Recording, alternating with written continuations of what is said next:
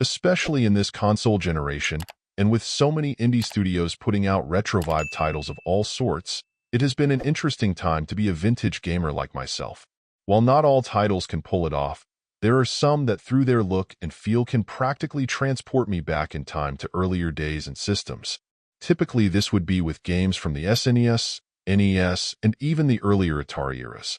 What blows my mind with Faith, the Unholy Trinity, though, is that it went back a little further than that, even to the days of playing a variety of early games at school on the Apple IIe.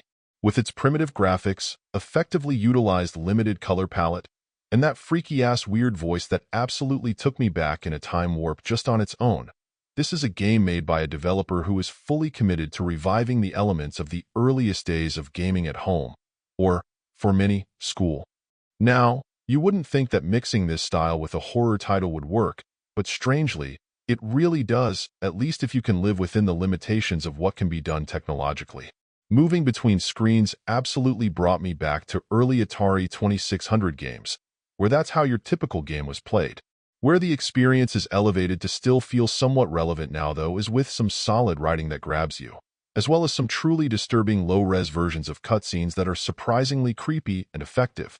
With this package covering 3 distinct games, if you're a fan, you'll have a fair amount to explore and enjoy in all of its funky and aged glory. That said, there's no doubt that if you don't have a connection to the sorts of early games that are being emulated here, it's less likely you'll be enthused. Old mechanics inherently invite a fair amount of wonk. Your means of defending yourself are absolutely limited. The crude elements in some cases can make it hard to initially know what you're looking at, and the moments that act as your only save/respawn points can sometimes feel a bit spread out. However, if you're down for a blast of retro feels being shot through your eyeballs and ear holes, there's something special about this authentic old-school experience.